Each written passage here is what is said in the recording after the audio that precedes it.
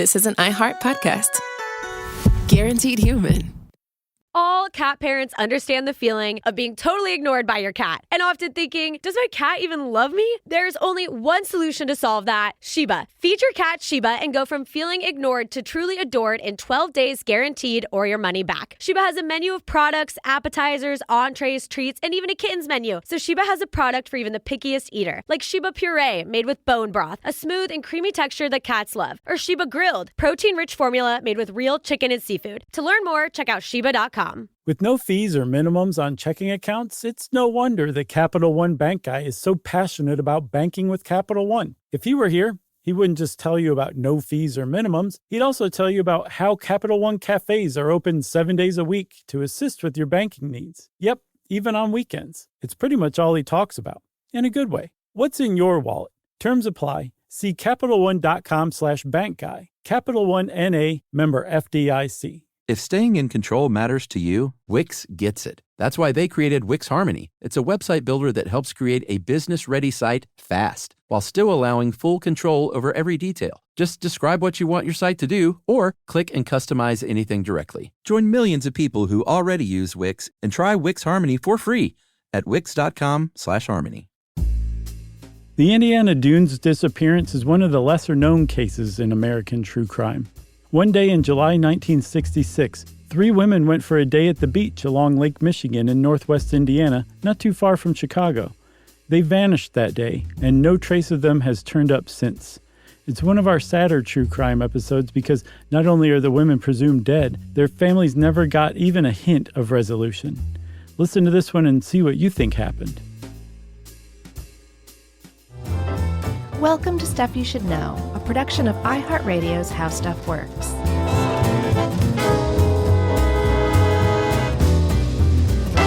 Hey, and welcome to the podcast. I'm Josh Clark. There's Charles W. Chuck Bryant. There's Josh T. Guest producing away over there. And that makes this Stuff You Should Know super duper mysterious mystery edition. That's right. This is a super mysterious one. Super duper, you could say. This is a good one. I never heard of it. I hadn't either. Maybe we should have a spin-off show just about mysteries and missing persons. I've long thought that. Yeah? Oh, yeah. But then everyone's like, nah, just put them on Stuff You Should Know. Yeah, every once in a while. It's like, Pepper it. Why you got to spin it out? Right. Spin it off. What is this, the Cleveland show? Oh, man. I never watched that. Was it good?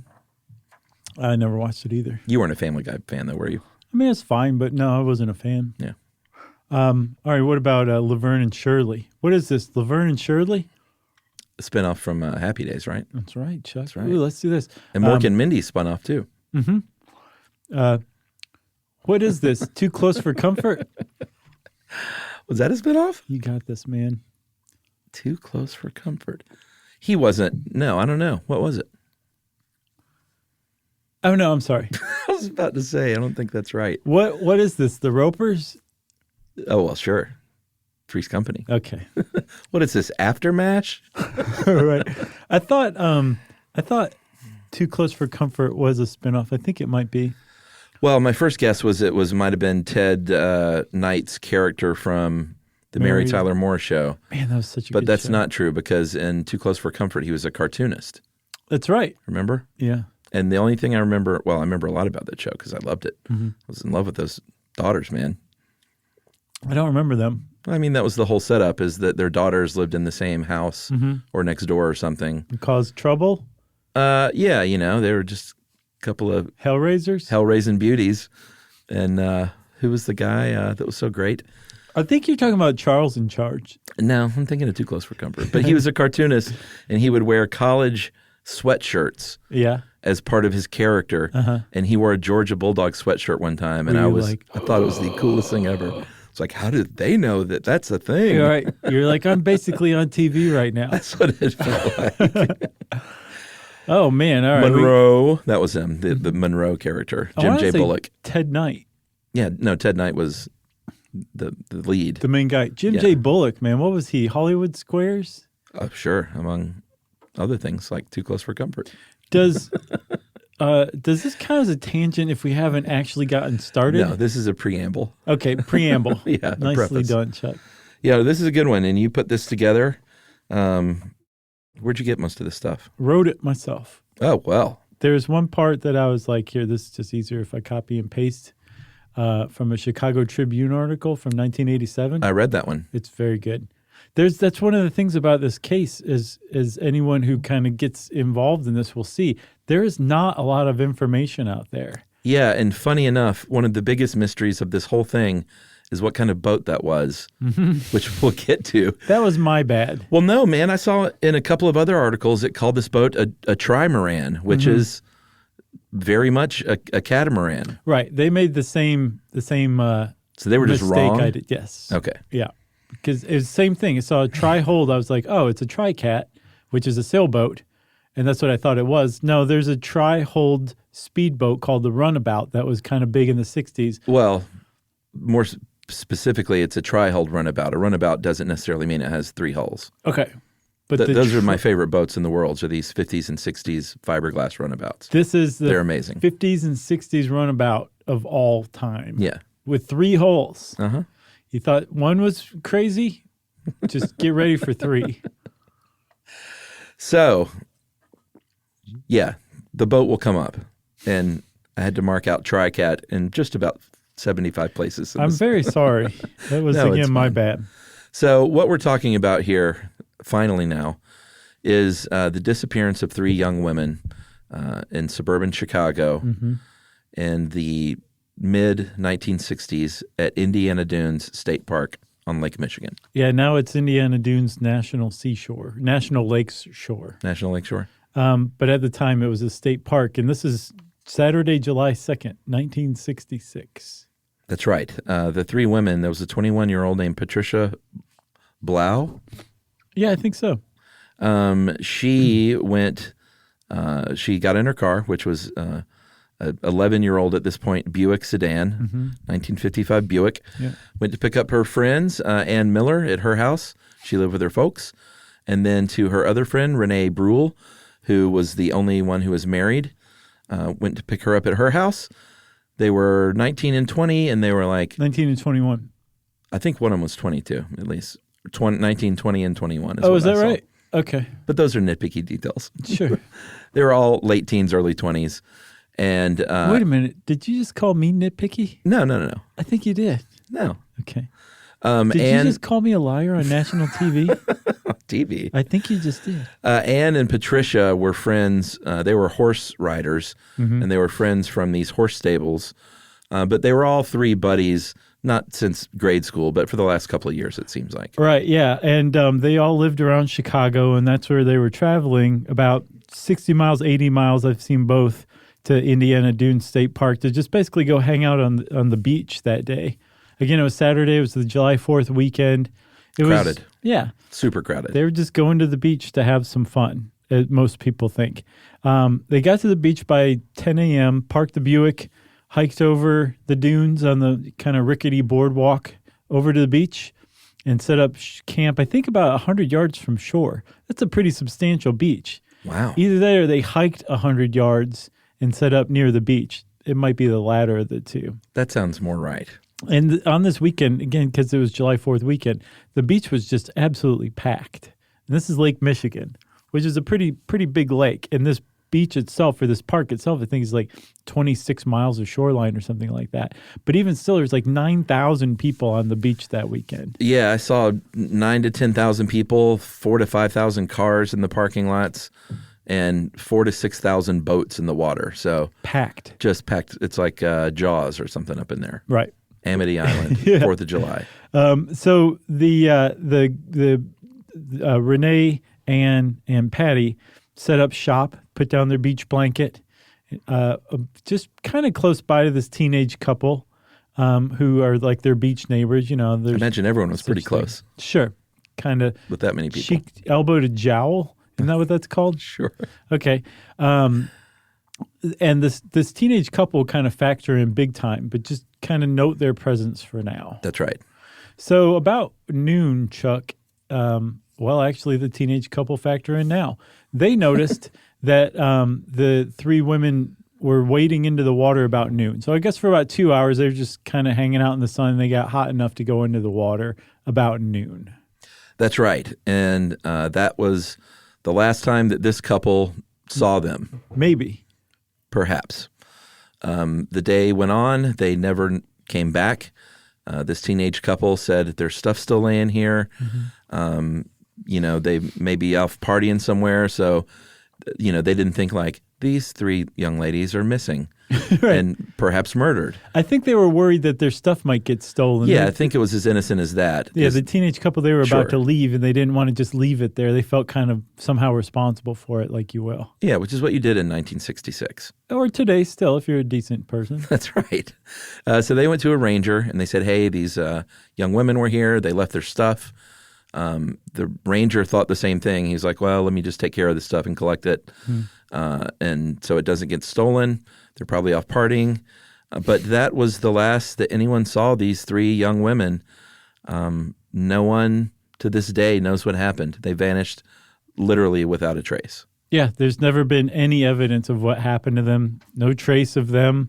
No nothing.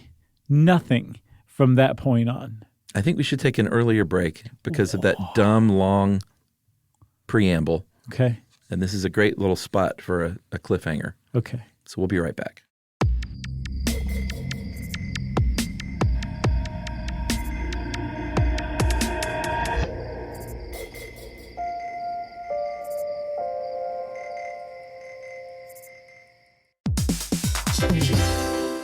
Hey, everybody. Here's a fact for you. In the United States, there is a break-in every 26 seconds, and that means that somewhere right now, an intruder is getting closer. And the problem with most security systems is that they only alert you after the break-in has started, and that's too late. Well, that's what makes SimpliSafe different. They use alerts. SimpliSafe's U.S.-based live agents, they identify threats on your property and help deter them before they actually break in. So the intruder never gets into your house. The crime is stopped before it even starts. That's right. And another great thing about SimpliSafe is they have no long-term contracts. They give you peace of mind and great value with their monitoring deterrence plans because they just start at about $1 a day. Yeah, SimpliSafe sent us a setup years back, and I still use mine every day. Yeah, and apparently setup, you can do it by yourself in under 30 minutes. So it's a really good value and it doesn't take long. So if you want to experience the SimpliSafe peace of mind, you can take advantage of the SimpliSafe discount offered to Stuff You Should Know listeners. Right now, you can get 50% off your new system by visiting simplisafe.com/stuff. That's half off at simplisafe.com/stuff. There's no safe like SimpliSafe.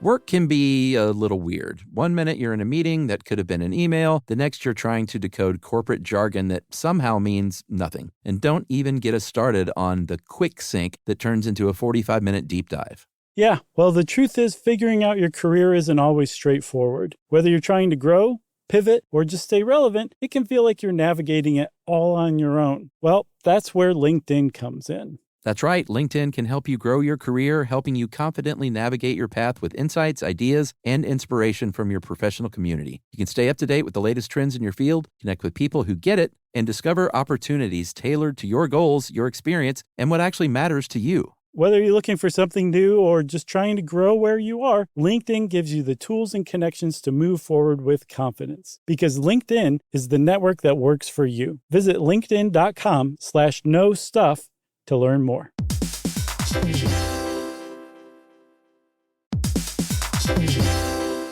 Hey everybody, we're here to talk to you about Wayfair, who believes that spaces should be functional, they should be comfortable, they should be well-designed, and they can be well-designed by you with their help. Your updated space should feel more comfortable, inviting, and practical for everyday use. And we're talking about outdoor seating. We're talking about grills. We're talking about major appliances. If you need storage solutions, Wayfair can help you out. Patio lighting, rugs, decor. It is your one-stop shop for home. Yeah, I mean, it's getting nice out, so it's time to think about living outdoors for the next few months. And Wayfair knows that outdoor furniture, it's heavy, it's intimidating to assemble. So Wayfair has stepped in and said, we're going to handle the hard part so you don't have to. That's right. You can shop Wayfair Verified, your shortcut to the good stuff. And that means their team of product specialists are going to vet everything by hand using a 10-point inspection, testing things like, quality materials, functionality, and features, and even how long it takes to build that piece of furniture. And the overall experience save time, reduce hassle, hassle and improved convenience. Patio season is here, and these deals won't last. So head to wayfair.com right now to get your outdoor space ready for way less. That's WAYFAIR.com.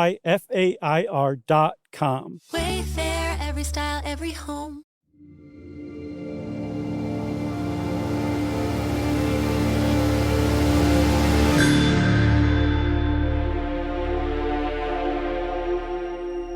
Okay, Chuck, so about 18 hours after that park ranger collected their things, I'd say around dusk, a call came in to Indiana Dunes State Park Ranger Station, and it was from Harold Blau, Patty's father.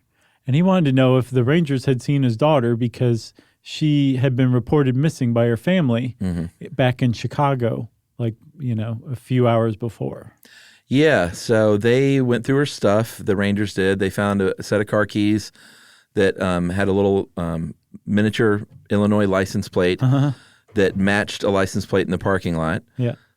Either a great coincidence Right. or you could get those custom made at some little beach shop. Right. Which is probably what happened. So they find her car. They found her Buick there in the parking lot. Indiana State Police say, we're going to take over here because it's pretty clear that this is a missing persons case. Yeah, and so it was obvious that they had never left the park, or at least they hadn't left, In the car. Right. And they left their car, they left their stuff. That's suddenly very highly suspicious. The idea that they were just off partying is suddenly kind of a tenuous theory, Yeah, like left all their stuff, like purses and personal stuff. We should talk a little bit about that. They left, money in their wallets. They left their transistor radio. They left their magazines open. They left their suntan lotion. It seemed like the way they left their stuff that they were planning on just getting into the water and then coming back from the water, and then that was that. Right. There didn't seem to be any kind of forethought to their stuff. Right. And then the fact that their car was still there, and this was a full day after they had last been seen, it was suspicious. So like if they were going to party, they would have said at least like, oh, let me grab my purse. Right. By now, a night had come and gone, and the next day it was already, halfway done, and there was nothing. That'd be a hell of a party. Yes. So people started to get kind of worried, and they started to search the park, and they couldn't find them anywhere. And that's when the police became involved, when it was obvious that they were no longer in this park, even though they didn't seem to have left, which means they just kind of vanished. Yeah, and they had a pretty big search party. They had soldiers volunteering from a missile base. They had, obviously, the sheriff, had the Civil Air Patrol get involved. I think Patty's dad was he a pilot? He was a colonel. He's a colonel in the Civil Air Patrol. Coast Guard gets involved, dive teams, airplanes, helicopters. Sheriff's posse on horseback? Yeah, like they had people combing this area. They went back to the 19th century to get people to search.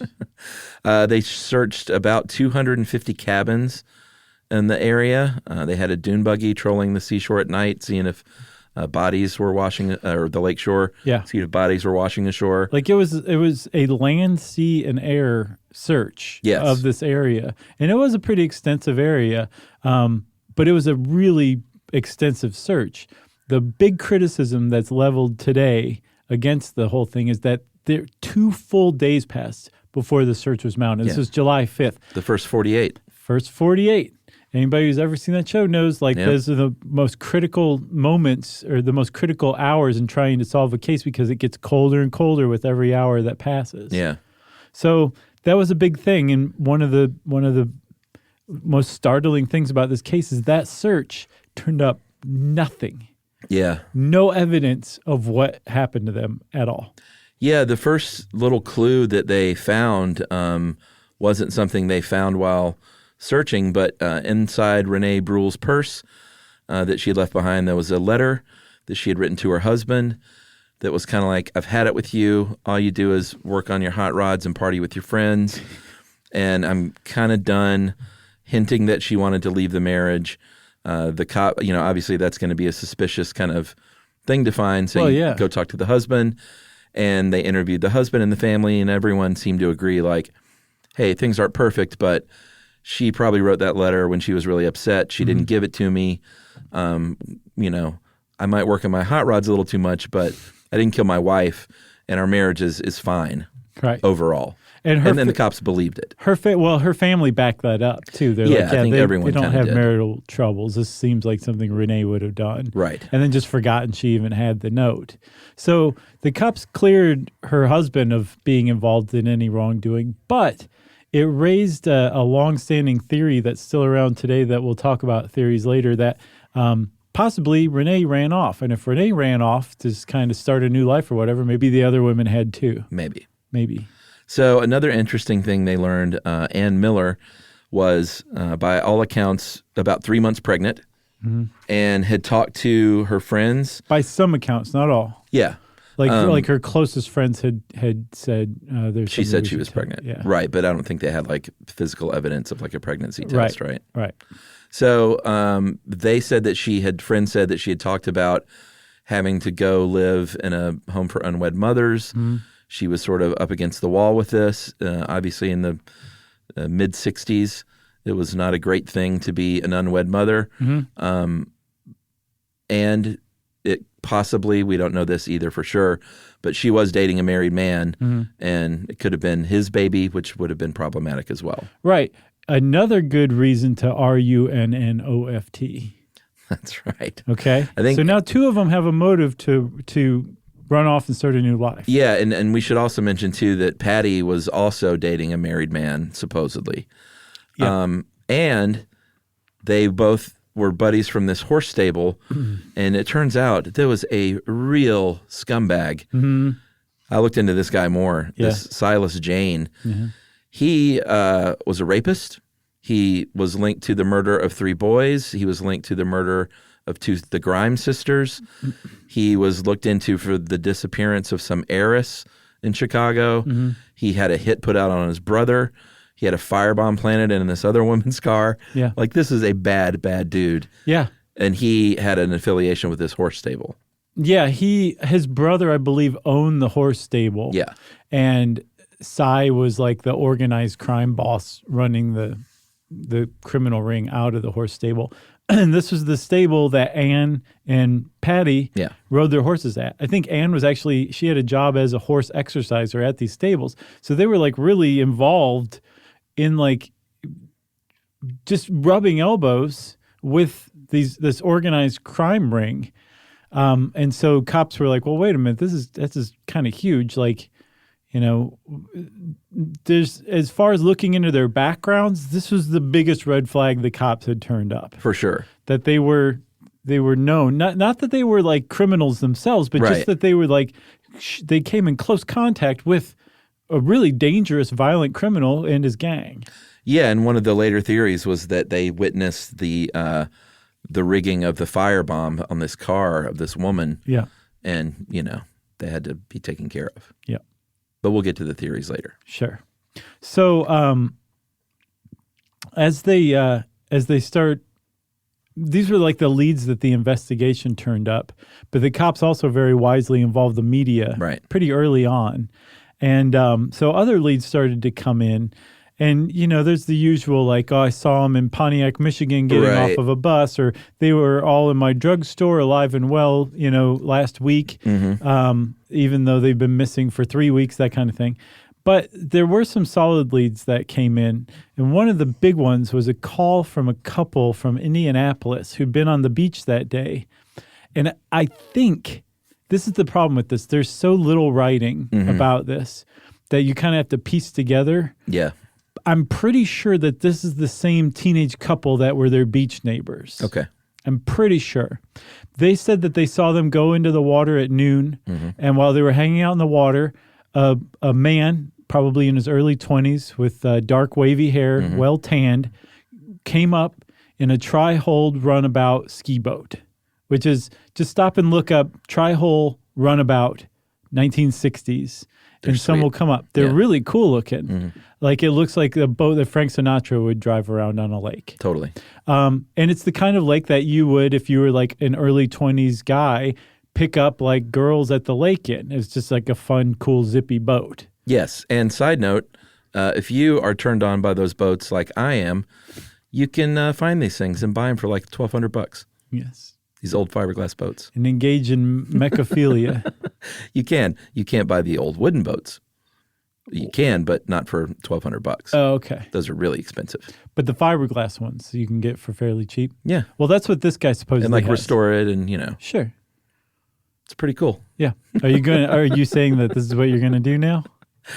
No, I'm not saying that. But I've looked into it because they're just so like stylish and cool. They are. And they had like this one was turquoise interior. Uh-huh. They all have those like I like the red very one. 60s sort of colors and Diamond dusted upholstery. yeah, they're pretty sweet. Yeah. So, this is a white tri-hull runabout with turquoise interior. And that this couple from Indianapolis who called in later said that they saw the three women get on the boat with this guy and drive off. Yeah, so that's a big one. Huge. They also get another report from witnesses who said these girls came back at some point, got something to eat, and were hanging out on the beach. And then a third lead that came in and said they actually got on another boat, this big cabin cruiser. Right. And this was about 3 p.m. with 3 dudes, and the boat didn't have a name on it that we could discern. So in that first week, they get some boat wreckage. It washes ashore some styrofoam, some seats, an oil can, looked probably like a busted or wrecked boat. But the police said, listen, we got 2 boats we're targeting here, and none of the stuff from this wreckage or potential wreckage is from those boats. Yeah, they didn't think so, at least. Yeah. Right? So, but the weird thing about that boat wreckage is that no boat was reported wrecked that weekend on Lake Michigan. Certainly not in the area around Indiana Dunes State Park. That's right. That's a big one. And then secondly, like you said, it doesn't seem to match any of the boats that they were looking for. So if you step back and take these leads all together, a possible timeline emerges where Patty, Ann, and Renee wade out into the water around noon, go on like a little pleasure cruise on the little tri-hull runabout shortly after, come back to shore, go get something to eat, hang out, and then at 3, go out on another boat, a bigger boat, which is possibly also manned by the same guy who was in the tri-hull runabout with a couple of his friends. And that boat definitely had the name sanded off of it, which was a huge red flag. Exactly. It's very fishy. They found sandpaper and red paint on the beach that had been sanded off. So the cabin cruiser seems to have been largely disincluded from suspicion by the cops because from what I saw, the cops talked to some guys, 3 guys in a cabin cruiser who were there that day, who said, we tried to pick up some girls. And they wouldn't go. Yeah. One of them said, I'm married, I can't go. And none of them did. Could have been them. Maybe. The other thing that really kind of seemed to have disincluded the cabin cruiser was that someone was actually filming. This is 1966. They were filming home movies on the beach that day. Yeah, that was inevitable, I think. You think so? Yeah, sure. I found it astounding. Oh, really? Yeah. No, man, that's where all those old great color Super 8 films. I bet there were 10 of those cameras on the beach that day. Yeah, you're probably right now. And this guy was, because he was filming the day, he was doing a lot of panning back and forth, which was very fortuitous because it kind of proved out some of this stuff. They saw, and of course this is old film and it wasn't like zoomed in or anything, but they did see what looked like these 3 women on this little runabout, just like everyone said. So that was like a pretty good find. Yeah. The cabin cruiser, they're like, it looks like there's 3 women on there and they could be similar, but maybe they don't think so. So the cops seem to have zeroed in on that the 3 women waded out into the water around noon. The guy came up in the tri-hull runabout shortly after. They got on the tri-hull runabout, and that was the last time anyone saw them. Yeah, and apparently, too, it wouldn't have been the weirdest thing in 1966, like to go off with a stranger on his boat. The thing I read said that dudes are always pulling up on their boat and like, hey, ladies, let's take a ride. That sounds like the 70s. It's 4th of July. It's fun. It's fun. Right. It sounds like the 70s. Yeah. Yeah, maybe. Sure. Or the 80s. Right. What about no, not the 90s. Not the 90s. No. People were not boating in the 90s. Yeah. Should we take another break? Oh, sure. All right, let's take another break. Okay. And we'll talk about the further investigations right after this.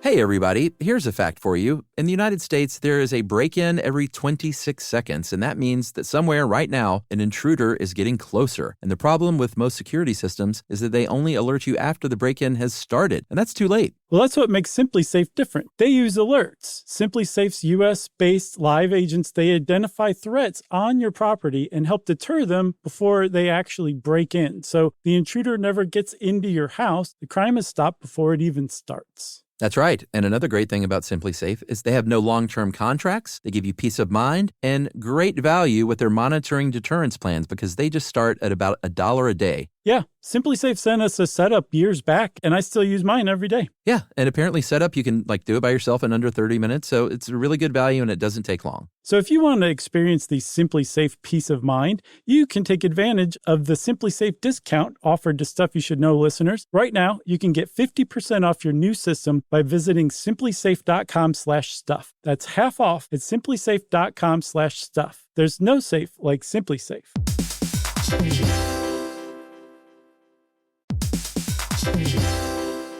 Work can be a little weird. One minute you're in a meeting that could have been an email. The next you're trying to decode corporate jargon that somehow means nothing. And don't even get us started on the quick sync that turns into a 45-minute deep dive. Yeah, well, the truth is figuring out your career isn't always straightforward. Whether you're trying to grow, pivot, or just stay relevant, it can feel like you're navigating it all on your own. Well, that's where LinkedIn comes in. That's right. LinkedIn can help you grow your career, helping you confidently navigate your path with insights, ideas, and inspiration from your professional community. You can stay up to date with the latest trends in your field, connect with people who get it, and discover opportunities tailored to your goals, your experience, and what actually matters to you. Whether you're looking for something new or just trying to grow where you are, LinkedIn gives you the tools and connections to move forward with confidence. Because LinkedIn is the network that works for you. Visit linkedin.com/knowstuff to learn more.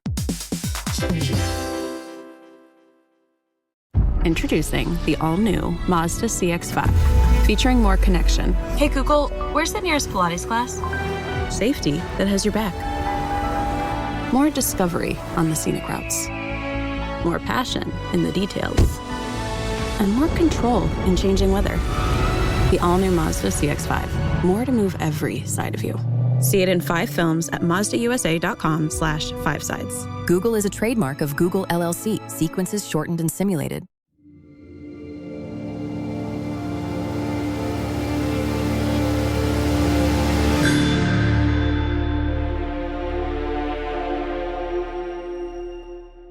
So, Chuck, one more thing about the boat that we should say is, despite having eyewitnesses, despite having film seemingly show them in this boat, nothing ever came of it. Yeah, and the cops even put out the word. They were like, surely someone knows this boat or this boat owner. It's a tri-hull, turquoise interior. Not a crazy boat, but not the most common thing in the world. Right, but they never found it. It just kind of vanished along with the women. Yeah. So You should write mystery novels. That's pretty good. Do you think so? Yeah. Thanks. So the weeks and months wore on, and as it did, there are fewer and fewer people actively looking for them. As it happens. It just happens that way. But sadly, Harold Blau kept this vigil basically for the rest of his life. Yeah. He just kept. That stuff is always just heartbreaking. Yeah, I don't know if he kept actively searching, but I know he did some traveling even later on in life to go check out leads that he'd heard about. He kept in contact with cops and reporters who were working the case. And even afterward, after other groups stopped searching, he chartered his own plane so that he could fly reconnaissance flights looking for evidence. Yeah. All to nothing. He never found any trace of his daughter or what happened. And he was convinced that all of them were dead or they were being held against their will. Right. He was like, my daughter, he said, we're not overbearing parents. He's like, she's got all the freedom in the world to do what she wants. She wouldn't have to run away because we're the coolest. Basically. there was a psychic that got in touch, and this was pretty interesting. Mm-hmm. A psychic said, "I visualize a cabin on Lake Michigan, not too far from the beach blanket, with dark-colored sand, a rickety wooden stairs up from the beach. The cabin's on a bluff, and it has a lawn chair outside with its bottom out." Mm-hmm. One of the cops investigated, drove as far as he could drive, then did some hiking, and found a cabin that met this exact description right down to the chair with the bottom rotted out. Right, and this was 9 years later. Yeah, I mean, you hear stuff like that, you're like, man, I don't believe in psychics calling the cops with clues being super accurate, but it turns out there was no body there because she said to dig, right. And they dug for 3 days and found nothing. But unless it was a prank, it was a weirdly, eerily accurate description. Yeah. But I mean, if you have an old abandoned cottage. Is there like a 50-50 chance there's going to be a lawn chair with the bottom exactly rusted out? That's my theory. Maybe. It could be coincidence. I'm with you, though. It is pretty interesting at the very least. So the case remains open, and again, not a hint, not a trace, nothing has ever surfaced, metaphorically or literally, that suggests what happened to those three women. And so theories have been allowed to kind of grow and take different shape and be argued over. And there's like a handful. Most of them are fairly sensible, actually. Some are kind of pedestrian, some are kind of sensational. But because no evidence has ever come forward, like each one's just about as likely as the other. Yeah, and well, I think we should mention before we do that drowning, Miller and Blau were both really good swimmers. Yeah, like super good. Yeah, and I think that's supposed to be 20 to 30 minutes, right? Surely not miles. I saw miles. Really? Yeah, let me look. You do some tap dancing. That's like serious elite athlete endurance swimming. Yeah, I'm pretty sure it was miles. Okay. I'm looking. I don't want to get too nitpicky, but well, if they were swimming 30 miles, then they were international champion athletes. Okay. So regardless, they probably did not drown. It is possible that the boat crashed and they did drown and washed up somewhere because, Lake Michigan is huge, 1,640 miles of shoreline. It is the deadliest of the Great Lakes, but it's possible that they washed up somewhere and didn't, weren't ever found. Yeah, because remember that search didn't start for 2 full days after they were noticed to be missing. Right. So that's one of the more mundane theories. It gets a little more sensational when you look at Dick Wiley's theory. Right. Dick Wiley was a crime reporter who basically, I guess he reported on the case almost from the outset and really stuck with it for years and years and years. And he developed a theory that Ann Miller being pregnant, it was Ann who was pregnant, right? Yeah. That Ann Miller had gone out there with her girlfriends that day because she planned on getting an illegal underground abortion.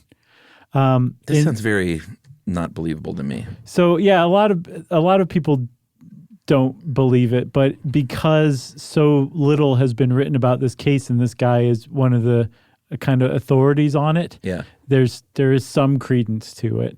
Not that she would have gone to get an underground abortion, but that would be performed on a boat. That's the one of the huge flaws in that. It just seems weird. I can't imagine a more terrible place to perform a delicate procedure like an abortion on a houseboat. On 4th of July in Lake Michigan. Well, that's another thing too is, okay, so what Wiley's theory is that Anne went out there to get this abortion and Patty and Renee went there as moral support. Right. And they went out and met this guy who took them to the houseboat for the abortion to be performed. Well, the abortion was botched, killing Anne, and the abortionist said, well, we've got to kill you two now as well, and they got rid of all 3 bodies, and that's what happened to them. That'd make a heck of a movie. There are a lot of holes in this theory, including the fact that why would you perform an abortion on a houseboat? But there is some things that kind of give it a little bit of credence. In particular, there was a couple named the Largos. What was it? I always want to call her Wanda, but it wasn't. Was it Helen? I don't know. Yeah, it is Helen, actually. Frank and Helen Largo, they actually did have an underground abortion clinic in 1966 in Gary, Indiana, which was very close to the state park. And their nephew, Ralph, bore a striking resemblance to the description of the man in his early 20s who came up in the Tri-Hole runabout. Right. And I think Ralph is verified as being there that day as well. So, and he lived with Frank and Helen Largo. So the Wiley's theory that like this guy came up and got them to take them to go get this procedure done. Again, why would you do it on a houseboat when your clinic is 20 miles away? Yeah. And then secondly, why would you set up this kind of highly illegal procedure in front of that many witnesses? And then thirdly, why would they leave their stuff on the beach the way that they did if they knew they were going for this appointment? Yeah, this theory is bonkers to me. So we'll discard Wiley's theory. Yeah, the other one obviously was the Silas Jane, the criminal dude from the stables. People say that they think that they may have witnessed the car bombing of Cheryl Lynn Rood and that he was just getting rid of them and snuffing them out. There is every reason to believe that this guy would have done that, looking at his history, if they did possibly witness this rigging of a car bomb. He also had an associate who supposedly bore a resemblance to the man in the Tri-Hole runabout. Tan, wavy hair. Yeah, early 20s. And I saw this and I could not verify it elsewhere, but there is a widespread rumor that, or an unsubstantiated claim that associate to Silas Jane, put in an insurance claim for a boat that had gone down around that time. Interesting. Which would definitely account for things. It would also account for why there was no boat reported missing. You wouldn't report a boat missing if you used it to cover up a triple homicide. Yeah, because that's the biggest thing to me is if there were other people on this boat and it was an accident, someone would have said, hey, my dark-haired, wavy-haired son is missing and he has this boat. And there were no missing persons reports aside from those three. Yeah. And what's more, even if like that guy was just a total loner who had no friends or family, somebody would say a boat like that probably would have been towed by car and trailer, and that car and trailer would have just been left there over time. And somebody would have noticed that there's this abandoned car and trailer hanging out in the parking lot at the state park. Nothing like that ever turned up. Yeah, the other theory in regards to Silas Jane is that these young women did witness this car bombing and knew that they needed to disappear before they were disappeared. On purpose. So this is... And they like faked their own disappearance. And that's Patty Blau's brother's theory. Oh, yeah? Yeah, he showed up on a forum called Web Sleuths, and apparently he's verified. He's like, yes, I'm her brother. Yeah. And he said that he thinks that they did go to stage this disappearance, but that the guy who was going to help them was actually in the employ of Silas Jane, and this helping them disappear actually turned into this triple murder, and that their bodies were disposed of. That's what her brother thinks. And the one who wasn't one of the stable people. Renee? Yeah, that she was just there to help them disappear. I don't know. Got caught up in this. I don't know. Because like, why would she have gone out? I don't know. I mean, bad marriage, who knows? Maybe. It's a little thin, but I think it makes sense for his sister. The other two, it doesn't necessarily make as much sense for. Maybe for Anne, if she was in danger as well. I don't know. I think the most likely thing is it's like the Peter principle? No. The Occam's razor. Occam's razor. Is it the trolley problem? Occam's razor is that they drowned. I mean, that's possible. And didn't wash ashore. But here's the thing. Like, in Lake Michigan's the deadliest Great Lake of all of them, all five. I think out of all five, it accounts for half of the deaths on any given year. But most bodies do turn up. Most bodies are recovered. So if 3 of them or 4 or however many people were on that boat, that boat went down, you'd think some trace of at least one of them would have eventually turned up. You would think so. You know? Yeah. It's a true mystery. It's also possible that they were taken away by somebody. They weren't planning on disappearing. They weren't planning on leaving. They just went on a pleasure cruise with the wrong person. who murdered them. Right. If a guy got 3 women out on a boat and got it out into the middle of nowhere on this enormous lake and then pulled a gun on them, one person could conceivably stay in control of 3 under a situation like that. And sadly enough, that's a real possibility that was their fate. They just went with the wrong person. That seems unlikely to me too, that like a serial killer just picked up 3 women. Here's the thing. There's one serial killer in particular that some people really like for this. His name's Richard Speck. Oh, yeah. So Richard Speck is actually not a serial killer. He's a mass murderer because he killed 8 women at a nursing college in one night. Yeah. Which makes him a mass murderer, not a serial killer. He did that on July 13th, 1966 in Chicago.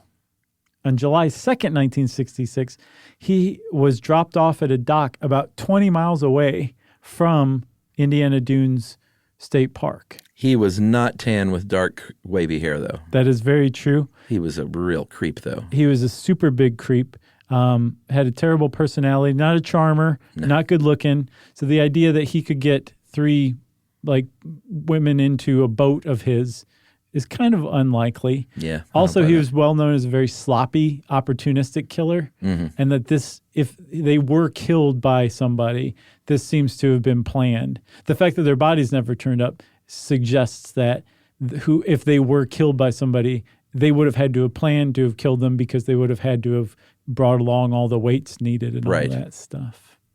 Whatever it is, like any one of those theories is just as likely as the others. Good stuff. Sad, tragic, but I love a good mystery. Yep. Well, if you want to know more about the disappearance of Patricia Blau, Ann Miller, and Renee Bruhl, you can go read the Chicago Tribune article on it, the Northwest Indiana Times article, Web Sleuths, and the Charlie Project. All those are great resources on this case. And since I said that, it's time for listener mail. Hey guys, I'm writing to say thank you. You see, I recently divorced, and I spent about half the time I used to spend with my 3 young kids. She goes, stay with me. I'm not going anywhere depressing. She said the divorce was the right move, and we're co-parenting quite amicably, and it's all good.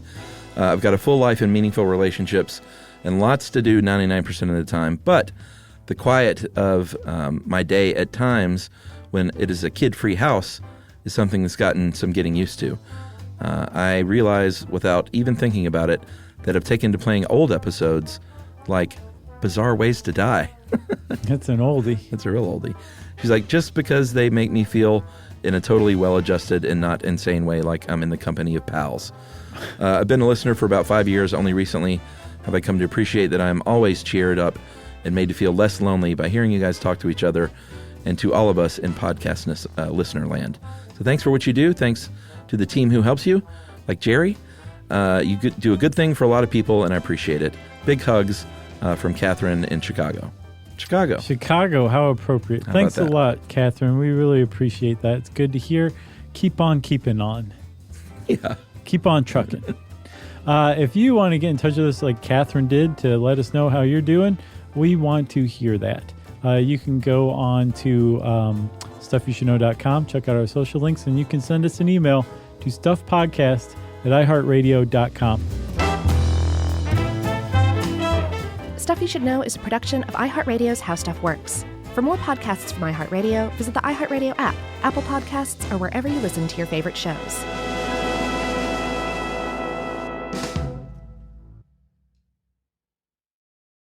Introducing the all-new Mazda CX-5, featuring more connection. Hey Google, where's the nearest Pilates class? Safety that has your back. More discovery on the scenic routes. More passion in the details. And more control in changing weather. The all-new Mazda CX-5. More to move every side of you. See it in 5 films at mazdausa.com/5sides. Google is a trademark of Google LLC. Sequences shortened and simulated. When it comes to small business, people want to talk to people, not bots, not voicemail. Your customers or clients want a real human connection, and that's exactly what they get with Ruby. Ruby is the virtual receptionist company that takes care of your callers when you're unavailable, in the middle of something, or just don't want to pick up. They can answer, screen, and transfer calls, as well as take messages, collect payments, book appointments, and more. All while saving you time and making the people you serve feel special. It's available 24/7, 365 days a year, and is 100% based in the U.S. See how it works at ruby.com, or better yet, give them a call at 844-900-RUBY. Geico presents a 30-second podcast between your podcast. Today's story is shared by one of our listeners. It's called Betrayed by Bill. It was in that moment I caught who was staring back at me in betrayal, or more like what? My insurance bill. With trembling hands, I grabbed my phone and switched to Geico, saving about $900 in the process, and never to be betrayed again. Now that was bloody riveting. It feels good when the story ends with savings. It feels good to Geico. This is an iHeart podcast. Guaranteed human.